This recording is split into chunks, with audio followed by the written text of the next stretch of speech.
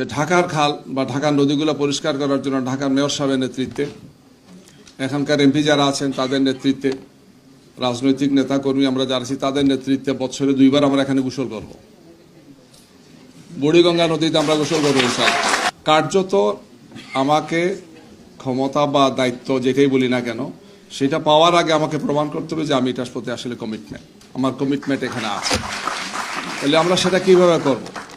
আমির হোসেন মহোদয় বলেছেন 30 কোটি গাছ লাগানোর সিদ্ধান্ত নিয়েছেন। সব রাজনৈতিক দল যদি আমরা এরকম করি যে আমি আমার বাড়িতে বাসায় আমার পার্শ্ববর্তী এলাকায় 2-3টা গাছ লাগাই, তাহলে আমরা এই 16-17 কোটি মানুষ তো গাছের অভাব হবে না।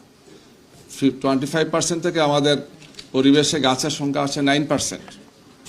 তাহলে আমরা আমাদের পরিবেশকে ধ্বংস করছি, আমরা আমাদের মৃত্যু ডেকে এনেছি। সেকেন্ডলি হচ্ছে এই যে খাল বিল নদী নালার কথা আমরা বলি, সরকার আসে সরকার যায়, দূষণ কমে না দূষণ বাড়ে।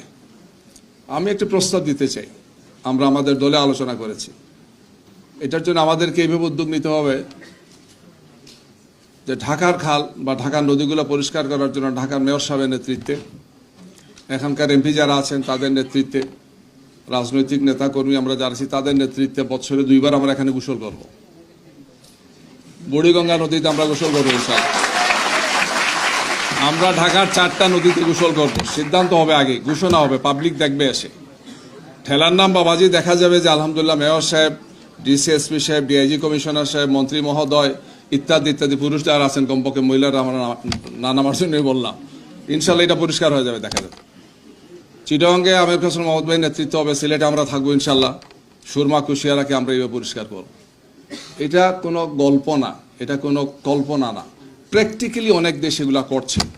আমাদের এখানে যারা আছেন খুব এক্সপার্টরা আছেন, তারা এগুলো দেশে গিয়েছেন, ইউরোপের দেশগুলোতে আছে, চীনে আছে, স্বচ্ছ টলটলে সুন্দর পানি, মনে হয় ডিস্টিল ওয়াটার।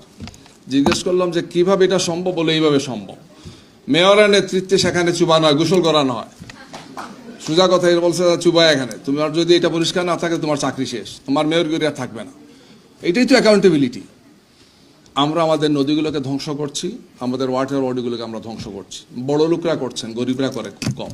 আমরা হয়তো একটা ভুলে 2টা বোতল ফেলি, কিছু চিপস টিপস চানাচুর খেয়ে আমরা একটু এগুলো ফেলি, কিন্তু কার্যত কি করব সেটা এখনই আমাকে প্রমাণ করতে হবে।